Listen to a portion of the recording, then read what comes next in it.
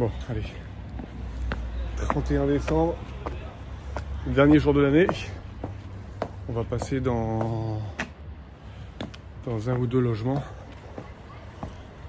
Pour si tout est prêt, il y a des locataires qui vont pas tarder à arriver. Allez, let's go. On y va.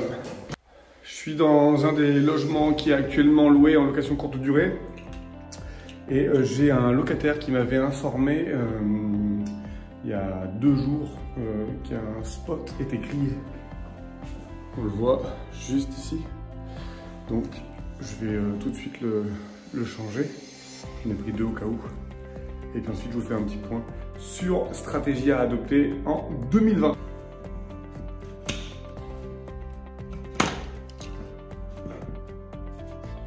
Voilà. Hop, voilà. Bon allez, ça m'a pris 2 secondes. Je vais pouvoir vous faire cette petite vidéo. Tu croyais que je t'avais pas vu? Bienvenue dans cette nouvelle vidéo, où l'on va parler objectif 2020, où on va parler logement, immobilier, location courte durée, bref, un vaste programme. Mais avant tout, je suis dans un appartement là actuellement qui est loué à la nuitée et ce soir, un couple de locataires arrive. Il est à peu près 17 h, on est le 31 décembre 2019 au moment où je te fais cette vidéo. Clairement, les locataires vont pas tarder à arriver. Je pense qu'ils vont, à mon avis, avant d'aller faire la fête, déposer leurs vêtements ici et ensuite le faire. Car oui, c'est le réveillon de ce soir et tu pourrais d'ailleurs te dire, Laurent, mais qu'est-ce que tu fais dans un appartement à 17 h, un 31 décembre, va faire la fête? Alors clairement, tu as complètement raison. Et on va aller la faire la fête. Mais avant tout, je souhaitais te faire cette vidéo rétrospective de l'année 2019 et te souhaiter le meilleur pour 2020. Le meilleur, c'est quoi? Il n'y a pas de compétition. On n'est pas là pour dire il a fait 4 apparts, j'en ai fait 12, j'en ai fait 36, il a fait 10 000, j'ai fait 20 000. Chacun son rythme, chacun son niveau. J'ai envie de vous dire que finalement, le dernier de la course, c'est uniquement celui qui ne prend pas le départ. Donc ça veut dire que si tu fais quelque chose, tu as forcément gagné. Et moi, je suis de tout cœur avec toi. Donc qu'importe ce que tu as fait sur 2019, on va dire que c'est le brouillon de 2020. 2020, ça va être ton année. Il faut que tu la vois comme ça. Souvent, on me pose la question, Laurent, pourquoi tu continues à investir? Aujourd'hui, on a plus de 10 apparts, 20, 30, on a passé ces chiffres-là. Et clairement, on est très heureux dans la vie. D'ailleurs, on est très heureux dans la vie.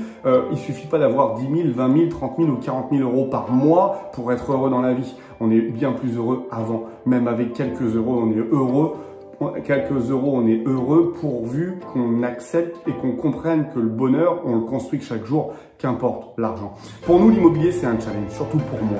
En fait, c'est un challenge de savoir que à chaque fois, on est capable de trouver un bien rentable. On est capable de le faire financer à la banque. On est capable de trouver des artisans. On est capable de faire des travaux. On est capable de trouver des locataires et de gagner de l'argent. En fait, c'est ça qui pousse vers l'avant, plus que l'argent. Aujourd'hui, si on me proposait un challenge à savoir est-ce que je suis capable de trouver un nouvel immeuble rentable parce que j'ai apporté de la plus-value et de la valeur ajoutée, ou alors est-ce que je veux un chèque de 1000, 2000, 3000 ou 4000 euros, je préfère la première solution. Celle qui fait que finalement, j'aurai un sentiment de devoir accompli. J'aurai un sentiment où je me dis je sers à quelque chose en fait. Parce qu'en créant tous ces logements que vous pouvez voir et que vous avez vu tout au long de l'année 2019, en fait, on offre des toits à des gens. En fait, des gens vont payer un bien qu'on aura choisi, optimisé, et vont pouvoir construire leur vie à l'intérieur. Alors, de façon très courte, sur un passage, en transit, s'ils le louent à la nuit, ou de façon pérenne. On a des logements aujourd'hui qui sont loués par des couples depuis 1 an, 2 ans, 3 ans, 4 ans, même des entreprises qui ont mis leur siège d'entreprise à l'endroit où on a acheté des locaux. Ce qui veut dire qu'en fait, on participe à leur réussite, on participe à leur succès. Moi, aujourd'hui, j'ai dans un des logements un enfant qui est en train de naître. Voilà. Donc, l'enfant va naître et toute sa vie va dire je suis né dans ce logement. Et ce logement, il n'existait pas avant même que je décide de le faire. Ce qui veut dire qu'en fait, finalement, j'ai construit un endroit où une personne est née. Et ça, c'est un super challenge. Tu vois, c'est au-delà de l'argent. Alors, on a tous besoin d'argent, je suis d'accord avec toi. Et d'ailleurs, la première des motivations quand j'ai commencé à investir en immobilier, c'était l'argent. C'est-à-dire que je voyais que par ça. Je regardais un bien, à l'époque c'était en francs, on était en 2001, c'est là où l'euro est passé, et je regardais, et c'était 1000 francs, 2000 francs, 3000 francs, 4000 francs, et j'avais mes parents qui à l'époque gagnaient 10 000 francs par mois. Tu vois, ça me semblait être un truc de fou, quoi. Je me disais, oh, si un jour je gagne 10 000 francs. Et 10 000 francs, c'est 1500 euros, si on fait la conversion. 1500 €, aujourd'hui, on est capable de le gagner sur un ensemble de 3, 4 appartements en termes de cash flow mensuel. Si ce que je te dis, c'est du chinois, je te mettrai en lien en bas le lien d'une formation qu'on a fait qui va te permettre de pouvoir comprendre tout ce que je suis en train de dire. En fait, on commence avec l'argent et en fait, ensuite, on se prend de passion. Alors, il y en a qui sont gourmands et qui veulent plusieurs appartements, il y en a qui le sont moins et qui en voudront moins. Mais après, on a des nouvelles passions qui nous font continuer. Parce qu'en fait, un appartement, 5, 10, 15, 20, 30, on n'a pas besoin d'autant d'appartements pour vivre. Qu'est-ce qui fait qu'on passe de 1 à 30? Ah, c'est le goût du challenge. Ben oui, parce qu'aujourd'hui, c'est ça qui nous botte, qui nous donne envie d'aller de l'avant, trouver des nouveaux biens à des endroits différents. Cette année, on a acheté 17 appartements. Si tu nous suis, tu vois lesquels je parle. Les derniers, ils étaient au bord de la mer, à 120 km d'où on se trouve ici. C'est la première fois que j'ai investi aussi loin de chez moi, aussi loin de mon secteur, puisqu'aujourd'hui, sur un rayon de 50 à 60 km, j'étais capable de faire le tour de tout notre patrimoine immobilier. On a investi en bord de mer, c'était un nouveau challenge, parce que là, on vient de les acheter, on vient de signer et on va commencer les travaux. Comment on va gérer les travaux? Est-ce qu'on va trouver des artisans? Est-ce qu'ils vont être bons? Est-ce que les locataires vont être contents? Est-ce que les prestations vont être à la hauteur de ce qu'on a défini? C'est un nouveau challenge qu'on s'est donné. Et ça nous fait avancer. Ça nous fait aller de l'avant. Et ça nous botte en fait aujourd'hui. C'est vraiment le leitmotiv. C'est plus l'argent. Parce que clairement, si tu gagnes aujourd'hui entre 1000 et 1500 € par mois, je peux comprendre que ce soit difficile. Moi, je suis passé par 1000, 1500 €, même en dessous, et c'était vraiment très compliqué. Parce que tout a une valeur, et la moindre chose que l'on doit acheter, on sait qu'on aura de l'argent peut-être que dans 30 jours, et c'est compliqué. Parce que tout vaut cher aujourd'hui, il ne faut pas se mentir, et ça ne va pas aller en s'arrangeant. Par contre, quand tu passes de 1000 à 2000 €, tu fais un bond complètement phénoménal. De 1000 à 2000 €, tu te crées des vacances, tu te crées une voiture fiable, tu te crées une protection, tu te crées un petit peu d'argent de côté, tu évites les découvertes. Donc beaucoup plus de bonheur. Donc de 1000 à 2000 €, c'est vraiment très important de passer ce cap. Et c'est très compliqué de le passer. Par contre, quand tu gagnes 8000 € par mois et que tu passes à 9000, on parle toujours de 1000 € par mois. Mais la différence, elle n'existe pas. Quelqu'un qui gagne 8000 € par mois et quelqu'un qui gagne 9000 € par mois a exactement le même train de vie. Exactement les mêmes plaisirs. Exactement les mêmes sorties. Exactement le même bonheur finalement. Donc ce qu'il va falloir, c'est passer de 1000 à 2000 très rapidement. Si tu comprends vite, tu vas voir que la vie fait qu'en travaillant pour un patron, en échangeant ton temps contre de l'argent, passer de 1000 à 2000, quelquefois il va se passer 40 ans. 40 ans de ta vie où tu vas devoir travailler comme un acharné pour passer de 1000 à 2000.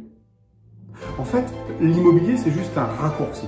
C'est la seule manière que j'ai trouvée pour pouvoir passer de 1000 à 2000 en quelques mois. Alors, on va passer de 40 ans à quelques mois. Ça, c'est possible. Ça veut dire travailler dur pendant un petit peu pour gagner longtemps. Ça, c'est possible avec l'immobilier. Et ensuite, passer de 1000 à 2000 et de 2000 à 3000. Et de 3000 à 4000. Et de 4000 à 5000. Et de 5000 à 6000. Parce que l'avantage de l'immobilier, c'est qu'en plus de pouvoir passer de 1000 à 2000, c'est qu'il est exponentiel. Il n'a pas de limite.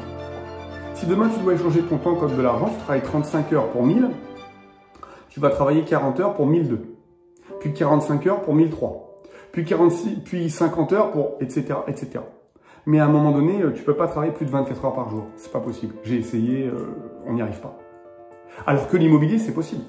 Parce que pendant que tu as fait ton premier investissement et que ton locataire est dedans, tu peux passer sur un deuxième. Si tu passes sur un deuxième, on ne va pas t'enlever le premier. Et une fois que tu as réalisé le deuxième, tu vas faire le troisième. Une fois que tu as fait le troisième, tu vas faire le quatrième.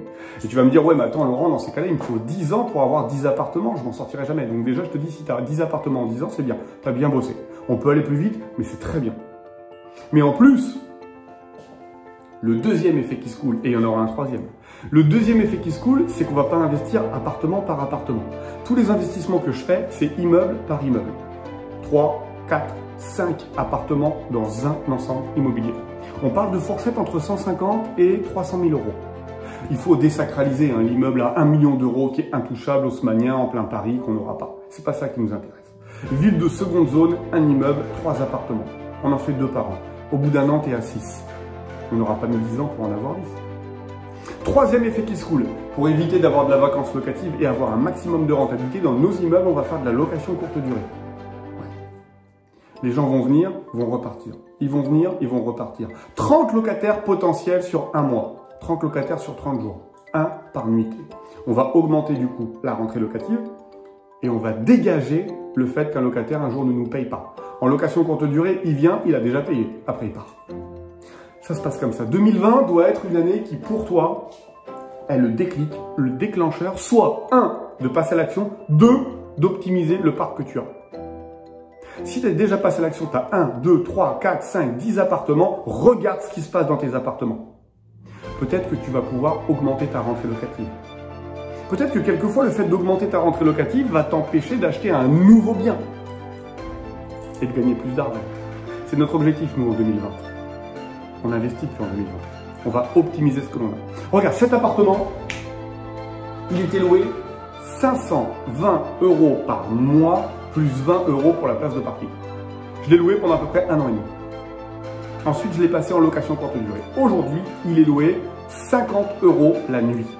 50 € la nuit. Cet appartement me rapporte depuis 8 mois entre 1200 et 1300 € par mois. Je suis passé de 540 € par mois à environ 1250 € par mois avec le même appartement.